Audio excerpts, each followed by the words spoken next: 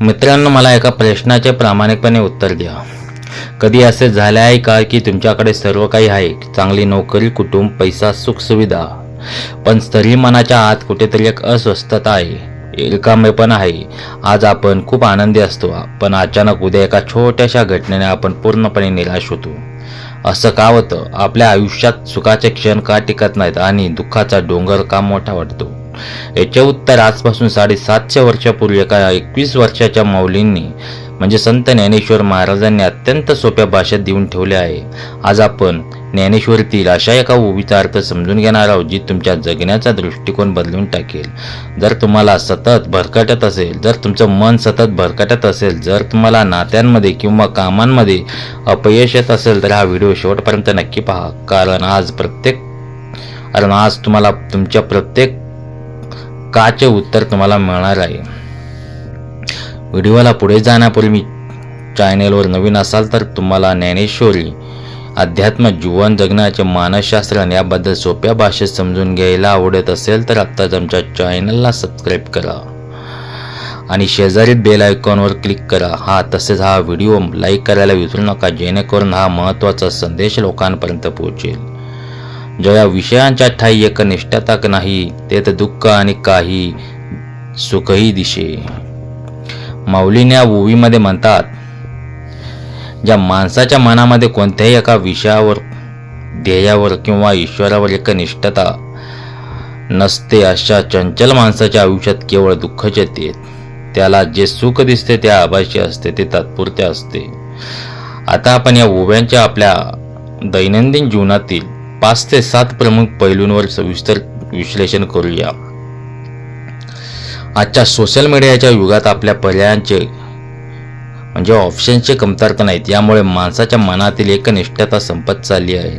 आज आपण एका व्यक्तीशी मैत्री किंवा नाते जोडले की काही दिवसात त्याला रस संपतो आणि मन दुसऱ्या व्यक्तीकडे धाव घेते. माऊली म्हणतात, जया विषयांचा ठाई एकनिष्ठता कही. जोपर्यंत तुम्ही एखाद्या नात्यात पूर्णपणे एकनिष्ठते किंवा समर्पित होत नाही, तोपर्यंत तुम्हाला त्या नात्याचा खरा आनंद किंवा शांती मिळू शकत नाही. वरवर पाहता तुम्ही नवीन नात्यात सुखही दिसेल, पण काही काळाने ते सुख संपून जाईल. दुःख आणि काही म्हणजे फक्त दुःखच पदरात पडेल. नात्यात स्थैर्य हवे असेल तर निष्ठा हवी असते.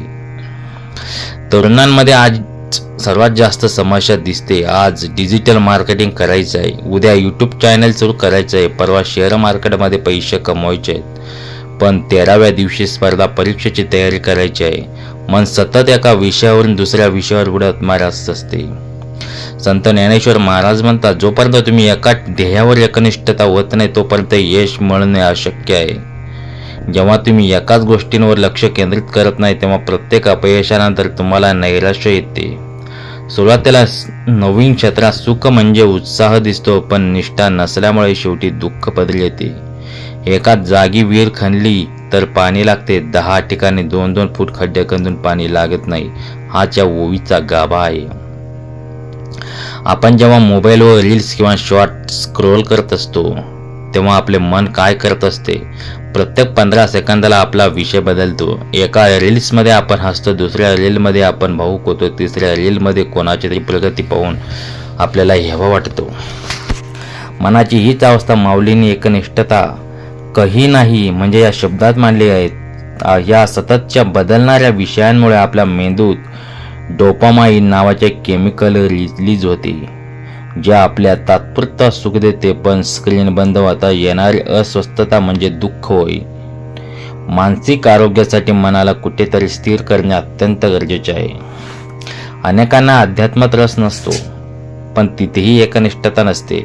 आज या देवाचा उपास केला, उद्या त्या बाबांकडे गेले, परवा तिसऱ्याचा मंत्र जपला. माऊली म्हणतात, परमेश्वर एकच आहे. तुम्ही कोणत्याही रूपाची भक्ती करा, पण ती एकनिष्ठ असली पाहिजे. जर तुमच्या साधनेत निष्ठा नसेल तर तुम्हाला कधीही आत्मिक शांती लाभणार नाही.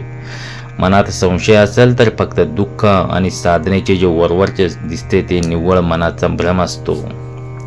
ज्या व्यक्तीचे मन एकनिष्ठ नाही, त्याचे विचार सतत भूतकाळ आणि भविष्यकाळ यात हेलकावे खात असतात.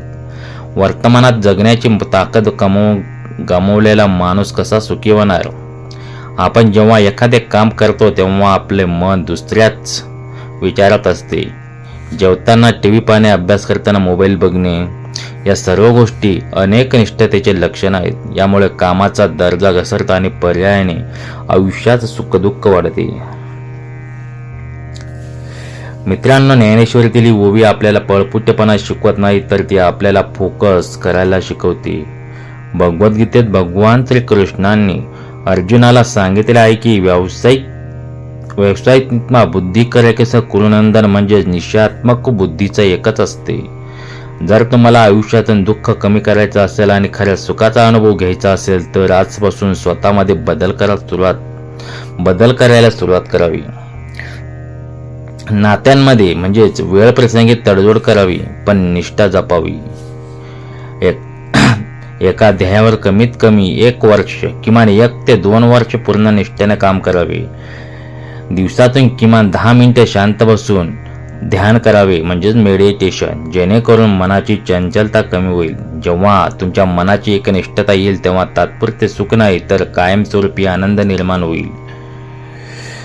तुम्हाला माऊलींची ही ओवी, तिचे विश्लेषण कसे वाटले? तुमच्या आयुष्यात कोणत्या गोष्टींवर एकाग्र व्हायला तुम्हाला सर्वात जास्त त्रास होतो हे आम्हाला खाली कॉमेंट्स बॉक्समध्ये नक्की सांगा. हा व्हिडिओ तुमच्या मित्रपरिवारासोबत शेअर करावा, नातेवाईकांसोबत शेअर करावा, जेणेकरून त्यांनाही त्यांच्या मनाच्या अस्वस्थतेचे कारण समजेल. अशाच प्रकारच्या इतर ओव्यांचे अर्थ जाणून घेण्यासाठी चॅनलला सबस्क्राईब करावे. पुन्हा भेटूया ज्ञानेश्वरीतील एका ओवीसह आणि नवीन विचारांसह. तोपर्यंत मन स्थिर ठेवा, निष्ठेने काम करावा. रामकृष्ण हरी.